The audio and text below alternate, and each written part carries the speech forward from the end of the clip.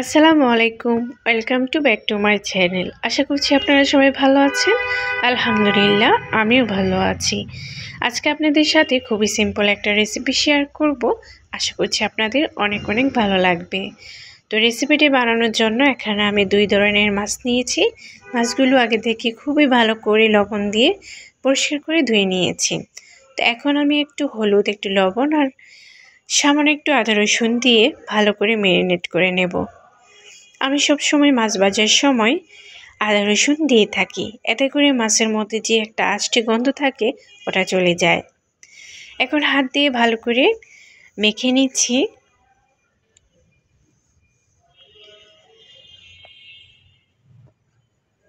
হলুদটা একটু কম লাগছিল, সেজন্য আর একটু হলুদ দিয়ে আবারও মেখে নিচ্ছি।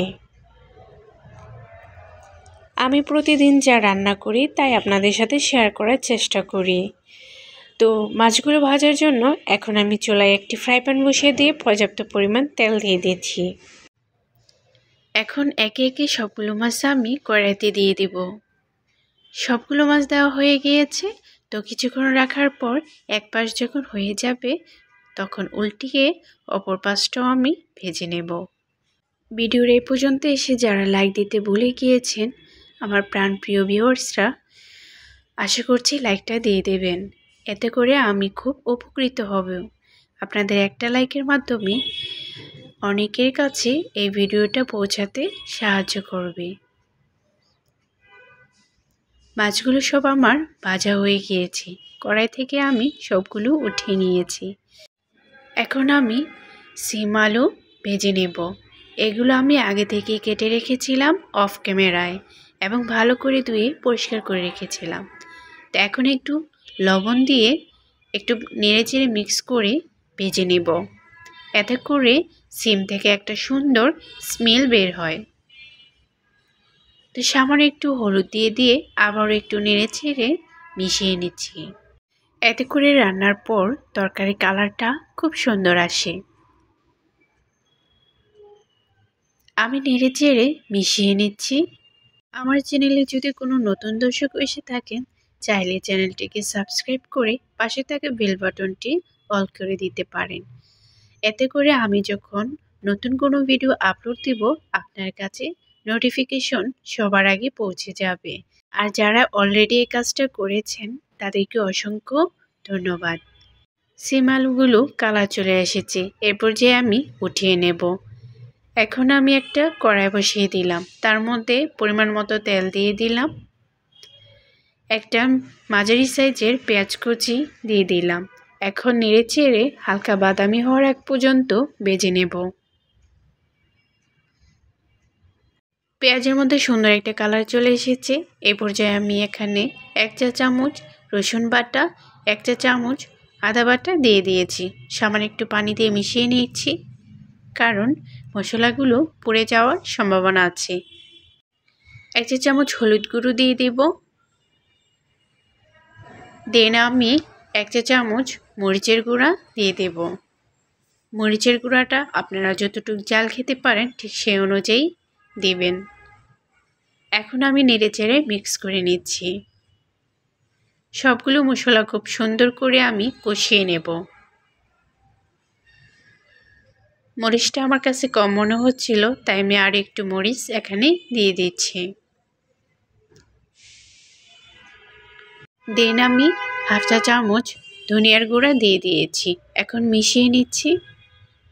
মশলাগুলো খুব ভালো করে কষিয়ে নেব যতক্ষণ না তেলটা উপরে ভেসে ওঠে।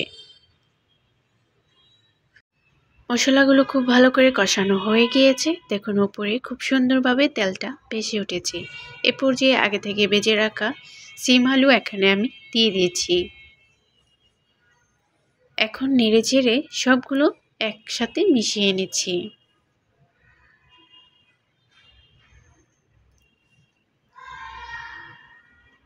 এখন আমি আরও কিছুক্ষণ এগুলোকে কষিয়ে নিব। এতে করে খুব ভালো করে সিম আলুর সাথে মশলাগুলো মিশে যাবে। এখন আমি একটা ঢাকনা দিয়ে ঢেকে দেব। এতে করে সিম আলু খুব সুন্দরভাবে সিদ্ধ হয়ে যাবে এবং মশলাগুলো খুব ভালো করে এর মধ্যে মিশে যাবে। তো দেখুন খুব ভালো করে আমার কষানো হয়ে গিয়েছে। এই পর্যায়ে আমি আগে থেকে কেটে রাখা একটা টমেটো এখানে দিয়ে দিয়েছি। এখন আমি নেড়েচেড়ে মিশিয়ে নিচ্ছি। আমি আরও 1 মিনিটের মতো কষিয়ে নেব।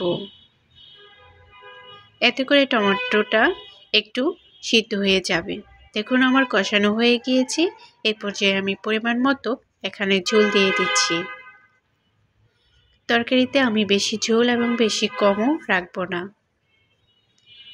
তো এখন আমি উপরে আগে থেকে মাছ ভেজে রাখা দিয়ে দিচ্ছি।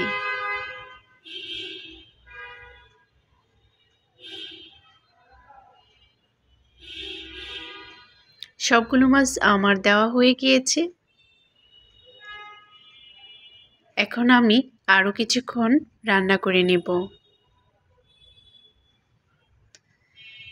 উপরে সুন্দর একটা কালার চলে এসেছে দেখুন। তো এই পর্যায়ে আমি এখানে হাফ চা চামচের মতো জিরে গুঁড়ো দিয়ে দিয়েছি। অবশ্যই ভাজা জিরে গুঁড়ো দেবেন, এতে করে সুন্দর একটা স্মেল আসবে। রান্নাটা আমার হয়ে গিয়েছে। এ পর্যায়ে আমি ধনেপাতা কুচি এখানে দিয়ে দিয়েছি। আমার রান্নাটা কমপ্লিট হয়ে গিয়েছে। এখন আমি একটা সার্ভিং বলে সার্ভ করে আপনাদেরকে দেখাচ্ছি। দেখুন কত সুন্দর একটা কালার চলে এসেছে।